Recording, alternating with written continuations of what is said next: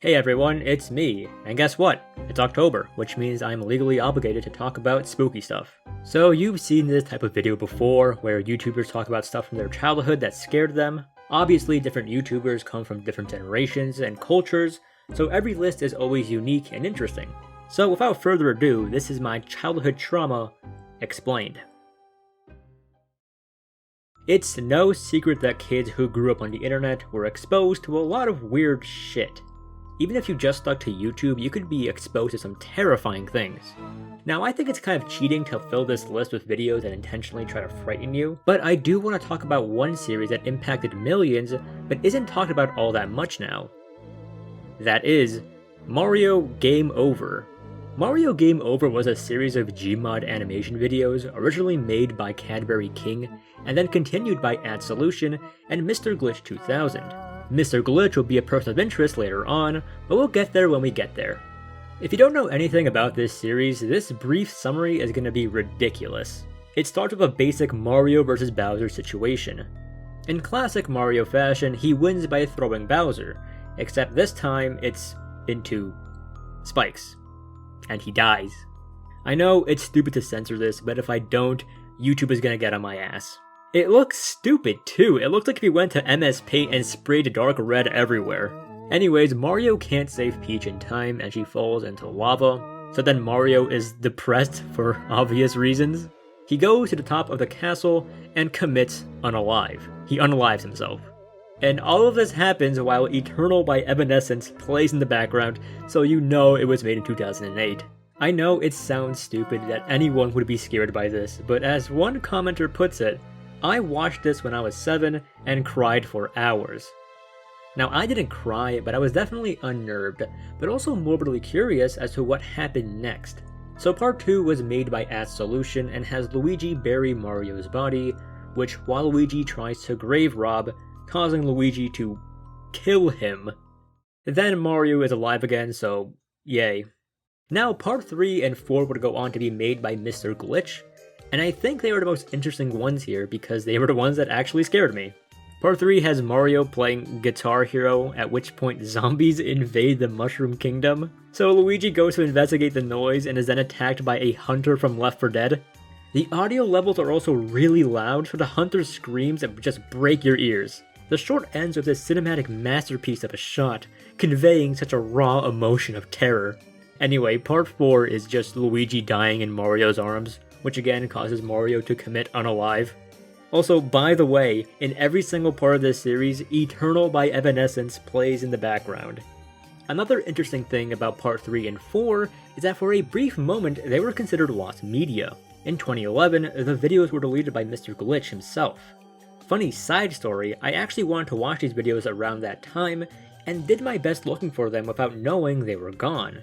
I eventually stumbled across this Paper Mario Let's Play by Koopa Kung Fu because it had Game Over in the title. And it was a really funny video. I ended up watching it for a long time. My brother even bought his old merch. So a good thing came out of a bad thing. As for parts 3 and 4, they were eventually re-uploaded by YouTuber Poliak in 2017. And the last part, part 5, which was made by AdSolution, has Mario go back in time and say the day correctly. Bowser still dies here, so fuck him, I guess. Also, the ending makes it seem like this was a sad dream from Luigi. I don't know, this whole thing was stupid, but I won't lie, this image of Luigi dying in Mario's arms fucked me up. It also seems to have fucked up the Lost Media Wiki because this series is listed as not safe for life. I guess the blood was too hyper-realistic. So yeah, consider this entry to also represent other creepy videos on the internet. This was just the one I had the most history with. Anyways, let's get on to some real topics. When it comes to horror in Pokémon games, Lavender Town is always in that conversation. And for good reason. Implementing the theme of death in media targeted towards kids is gonna leave an impact on a few people. Not to mention the scariest aspect of Lavender Town, the music. I grew up with FireRed, so this was the theme I heard.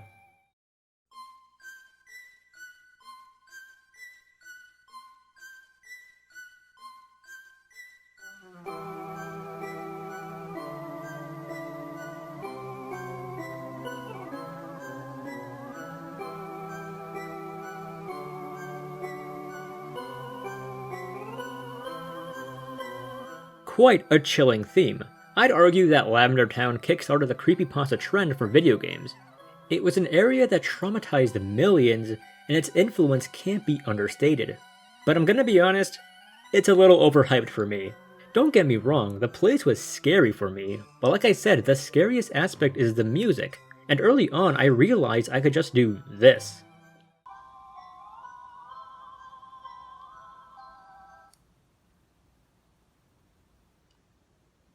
Easy. As for the tower itself, well, I think Ghastly, Haunter, and Ghost Pokemon in general are really cool. And the unknown ghost sprite in FireRed was significantly less creepy than the original version.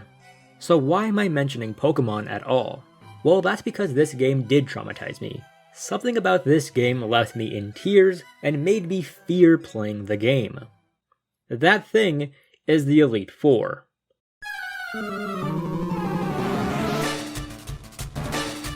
I know this isn't a conventional type of fear, but it can't be understated, these guys fucked me up. It should be noted that this was during a time where I could only play Pokemon if my brother shared his copy of LeafGreen with me. He was also the type of weirdo to pick the grass starters over the fire type ones, so everyone make fun of him in the comments for that. Bulbasaur may be good in the early game, but he struggles in the late game. Lorelei gives him trouble with her ice moves. He fares better against Bruno, but he has to watch out for Earthquake. He's terrible against Agatha, who has all poison types, so he has no good way of doing damage. And as for Lance, well, that doesn't matter because I never got that far. Agatha would wipe my team, I'd cry, and then my mom would yell at me for crying at a game. I focus heavily on Venusaur because 1, I don't remember the rest of the team, and 2, I have very vivid memories of being left with only Venusaur against Agatha, at which point I knew the run was over. So yeah, Lavender Town was scary, but the Elite Four just fucked me up. Until I could beat them in my own game, of course.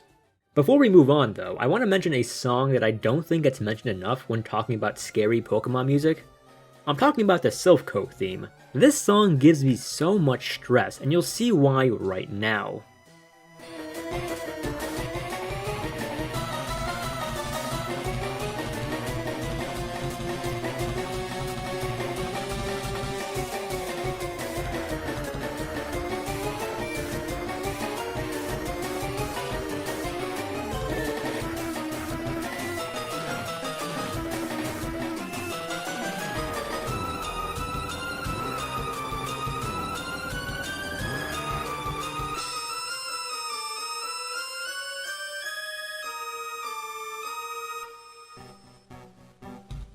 Yeah, you could argue I could still mute it, but I'd still be in Silph, a much longer part of the game filled with strong trainers, infinitely more stressful than running away from a Ghastly in Pokemon Tower. Like everyone else, I watched a fair bit of anime back in my youth. Pokemon and Yu-Gi-Oh! Were usually my go-to shows, but there was one show that I was kind of forced to watch. That show being Superbook. Now, this anime was a collaborative series between Tatsunoko Productions and the Christian Broadcasting Network. Oh boy. This story follows Christopher, his friend Joy, and their robot Gizmo as they venture through the wonderful tales of the Bible. Funny enough, during my research, I found out that you can't watch the first episode of the series on either YouTube or CBN's own website. I can only assume this is the case because the first episode is the Adam and Eve episode. In it, Adam, Eve, and even Chris at one point are all naked. This may have been acceptable back in the 80s, but I guess Christians are even stricter now, which is a weird concept to think about. Honestly though, this episode is the least of their worries, because this show has some intense imagery. The second episode is the story of Cain and Abel, where Cain, kills Abel. God then punishes Cain to a life of wandering, all done with this intense red background as he walks into a black void. You have defiled the ground with your brother's blood. No longer will it yield crops for you. You are banished from your home, and you shall wander the face of the earth from this day forward.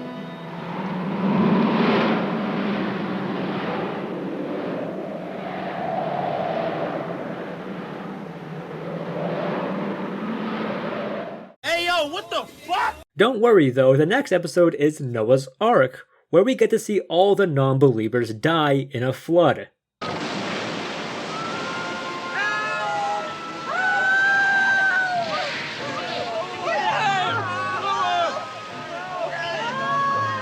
Fun. But by far the most unnerving episode had to be The Test. This is the story where God tells Abraham to sacrifice Isaac. Now, during this whole episode, Isaac just looks really creepy. He's giving me the 1,000-yard stare.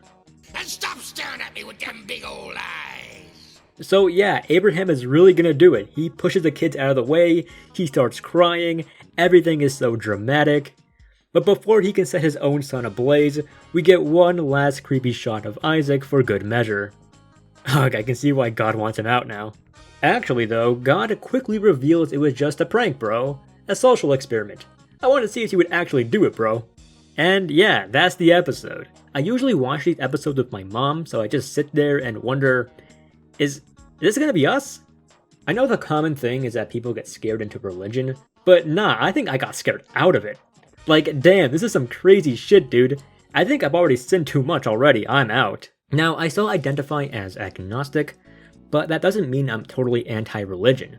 I think religion is a very interesting topic to study, especially through the medium of film. Some of the most bizarre and surrealistic films that deal with religious themes and ideas. You have The Holy Mountain, Angel's Egg, and Cat Soup, which I covered on this channel. It's actually the first entry in the Excuse Me What the Fuck series. So I guess we kinda came full circle on this. Thanks, Mom Pops. This show needs no introduction. Courage the Cowardly Dog was a terrifying show. I'm honestly surprised this was approved to air, but hey, I'm not complaining, it was a great show. Although it's been a long time since I've watched it, so I don't remember many episodes. The ones I do remember are unsurprisingly the ones that scared me the most. There was the episode Courage in the Big Stinking City, where at one point he has to look for a package. He opens a bunch of doors until eventually he finds this girl.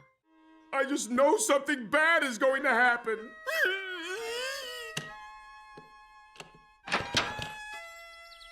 Huh?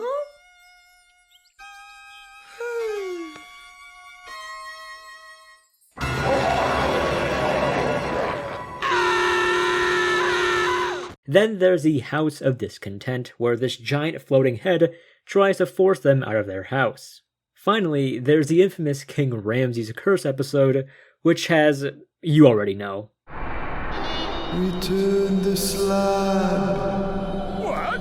Return the slab, or suffer my curse. That appeared in my nightmares a lot. A reoccurring thing with the monsters that scared me is that they all kind of moved in a 3D fashion, but they're in a 2D show. I guess the contrast between the two things kind of fucked with my brain as a kid, but still, it was a creative show that really pushed the boundaries of what could be considered kids' content. Just like the last topic, this movie needs no introduction. Jumanji, a Robin Williams classic. It also won't be the last time he shows up, but we'll get there when we get there. Now, everyone usually talks about how the entirety of Jumanji scared them, but I think I was just built different. Most of the film was just entertaining to me. I always envisioned myself playing this game, and for whatever reason I thought it would be fun to evade stampedes and shit. I was a weird kid, but I think it was that mentality that made one particular scene horrifying for me. I'm talking about the scene where Peter turns into a monkey. Hey everybody, Future Zelcher here, and I've made a startling discovery. Turns out this monkey transformation scene consists of just this one 3-second clip.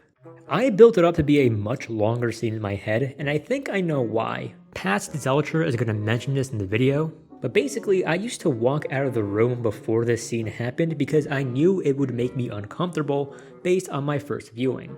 So I guess I just kind of built it up to be this long, drawn-out, creepy transformation, when in reality it was just this one shot.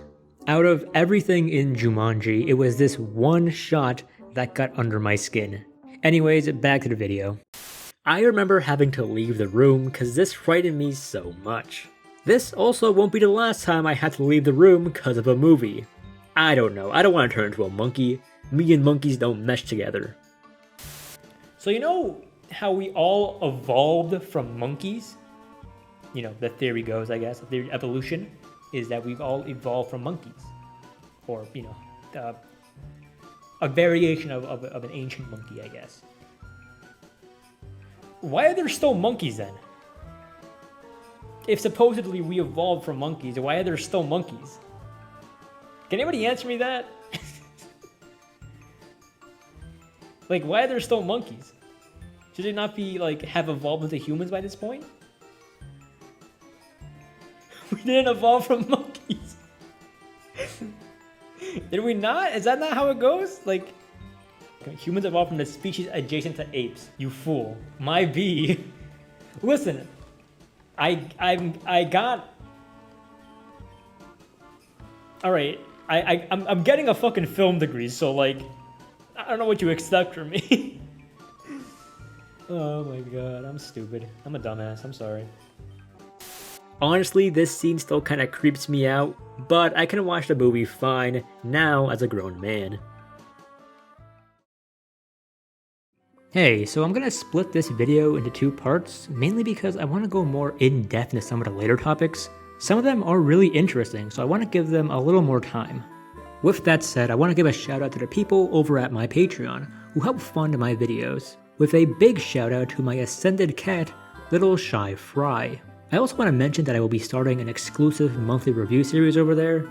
Basically, I review everything I've seen in a given month, and supporters can request I watch anything. So if you want to force me to watch, like, Cannibal Ferox, go right ahead. So you can look forward to that, and I will see you all next time.